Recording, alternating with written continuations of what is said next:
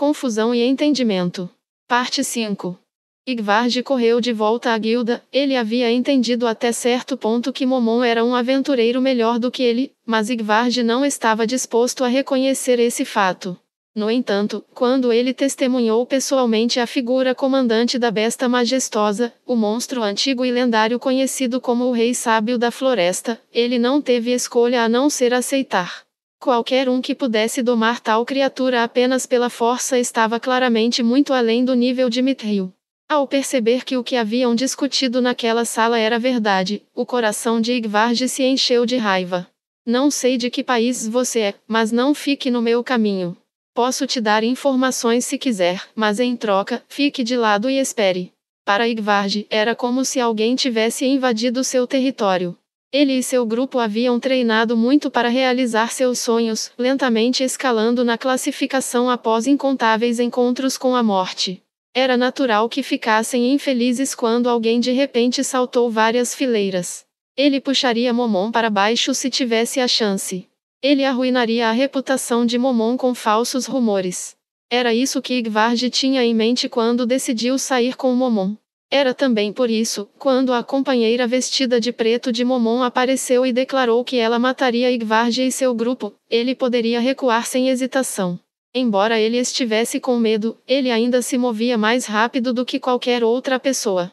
Ele foi movido pelo desejo malicioso de espalhar más notícias sobre Momon, sobre a Ins para a guilda. Bem feito, vou voltar com vida com certeza e depois irei divulgar tudo sobre você para o mundo. Ele não sabia como Momon estava conectado ao vampiro. No entanto, ele tinha certeza de que poderia direcionar os rumores nessa direção. Embora soubesse que aquela arma terrível poderia cortá-lo a qualquer momento, embora soubesse que sua vida poderia estar em perigo, Igvard riu, incapaz de suprimir as emoções que surgiam em seu coração.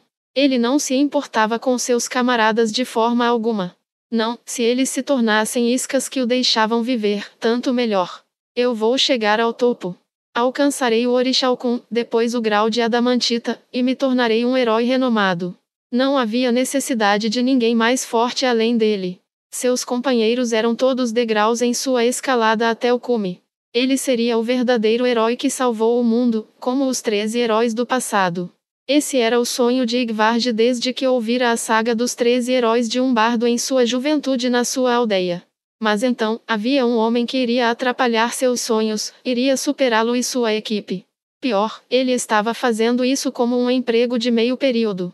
Isso foi imperdoável. Ele correu e correu e correu. O fato de Igvard poder correr em alta velocidade pela floresta sem que seu rosto ficasse vermelho ou ofegante era a prova de que ele era de fato um aventureiro classificado com Mithril. Contudo, ondas percorreram o coração de Igvard. Onde é este lugar? Eu circulei porque eu estava com medo que eles armassem uma emboscada perto dos cavalos. Igvard achava que isso era certo e seu senso de direção lhe dizia muito. No entanto, seu sexto sentido dizia o contrário. Ele não se perderia, mesmo se esta fosse sua primeira vez em qualquer floresta em particular. No entanto, por algum motivo, ele ainda não tinha certeza de sua localização. Devo estar imaginando coisas, pensou ele. Porém, isso não parecia nem um pouco com sua imaginação. Por mais relutante que fosse, ele teve que reconhecer que isso era real. Estou perdido? Mas, como um perseguidor da floresta, como eu poderia se perder? A vocação de Igvard era se especializar em movimento ao ar livre. Em certo sentido, a floresta era como seu quintal. No entanto, uma sensação estranha e perturbadora o invadiu. Esta floresta agora parecia a boca escancarada de alguma enorme fera carnívora. É como um labirinto. A inquietação e a ansiedade cresceram por dentro, quando uma mudança ocorreu na floresta que deveria ser completamente familiar para ele. E então, ele ouviu o som de um farfalhar silencioso. Igvard se lembrou do carrasco vestido de preto de agora e jogou a cabeça para trás para ver a origem do som. Ele viu a cabeça de uma criança saindo de trás de uma árvore. Essa criança era um Dark Elf, intimamente relacionado aos elfos, que eram humanoides que viviam nas profundezas da floresta. Por que há um Dark Elf aqui? Ele tinha ouvido falar que os grandes assentamentos dos Dark Elfos estavam localizados nas grandes florestas ao sul, onde nenhum homem havia posto os pés. Os Dark Elfos eram o tipo que vivia longe de áreas civilizadas. Nesse aspecto, eles eram diferentes dos Elfos da Floresta, que negociavam com a humanidade. Havia algo estranho sobre este Dark Elf, que também era uma criança. Isso encheu o coração de Yggdrasil de dúvidas. Nesse momento, a criança avançou nervosamente. É uma menina. Ela estava vestida com roupas femininas, e o olhar assustado em seu rosto bonito e delicado despertou os desejos sádicos de Yggdrasil. Embora ele se perguntasse se a garota tinha sido enviada por Momon, os dois tinham atitudes completamente diferentes, então ele achou a ideia impossível. Mais importante, se essa garota fosse um Dark Elf que vivia nesta floresta, ela certamente conheceria um caminho seguro para sair dela. Além disso, se aquela mulher de armadura negra o pegasse, ele poderia usar a garota como refém. Com isso em mente, Yggdrasil decidiu tentar fazer com que a garota o obedecesse e então deu um passo à frente. Oi. Ele intencionalmente lançou sua voz baixa, enchendo-a com notas de ameaça, e assustou a garota elfa negra que deu um passo para trás. Ah, eu sinto muito. Yggdrasil riu friamente ao ver a expressão nervosa em seu rosto. Ele estava confiante de que seu plano funcionaria. Não precisa se desculpar. Há algo que eu quero te perguntar, então venha aqui. Sobre isso. Eu sinto muito. Um ponto de interrogação pareceu surgir na cabeça de Yggdrasil enquanto ele se perguntava por que ela estava se desculpando novamente. No entanto, o bastão de ébano na mão da garota elfa negra já havia se voltado para ele. A vegetação se transformou em armadilhas, que prendiam com segurança todo o corpo de Yggdrasil. Ele estremeceu em estado de choque. Como um aventureiro com classificação de Mithril como ele poderia falhar em parar a magia de uma pirralha como ela? Mesmo depois de lutar com todas as suas forças, as plantas se recusaram a ceder. Enquanto a ansiedade e o pânico enchiam seu coração, Yggdrasil ergueu a voz e gritou. Você, sua vadia! Se você não me deixar ir, eu mato você! Oi! A Dark Elf nervosamente abaixou a cabeça e avançou em direção a Yggdrasil. Foi então que Yggdrasil percebeu que sua roupa era excepcional. Suas roupas e armadura foram feitas com maestria, do tipo que o próprio Yggdrasil não seria capaz de adquirir.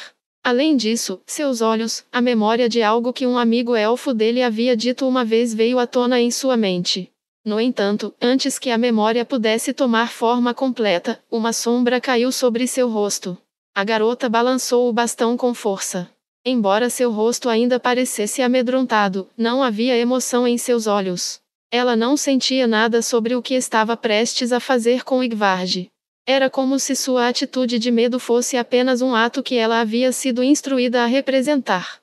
Ele sobrepôs a forma da garota à sua frente sobre a da mulher de armadura negra de agora. Espere um minuto. O que você está tentando? Albedo chegou no momento em que o cajado de Mari caiu na cabeça do homem. Seu capacete deformou-se com o impacto do bastão e o crânio abaixo cedeu, enquanto seus olhos se soltaram da cabeça com a força do tremendo impacto. Sua cabeça foi totalmente esmagada, como uma melancia durante uma brincadeira de praia no verão. Obrigado por seu trabalho duro. Ah, sobre isso, Albedo-sama, acabou. Está bom? Albedo tirou seu capacete e sorriu para Mari enquanto olhava nervosamente para ela. Foi perfeito. Certo, foi uma maneira um tanto confusa de matá-lo, mas está tudo bem. A Insama certamente irá elogiá-lo por isso. E realmente? Ei! O Dark Elfo, encantado, olhou para o cadáver, e então Albedo perguntou. Que tal o outro? Ah, bem. Ele está bem cuidado. Eu arrastei o cadáver para trás de uma árvore. É assim mesmo? Muito bem feito.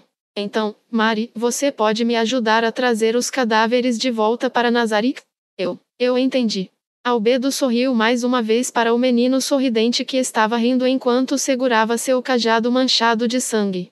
Ele era um menino tão honesto. Ainda assim, ele faria bem em ser mais aberto.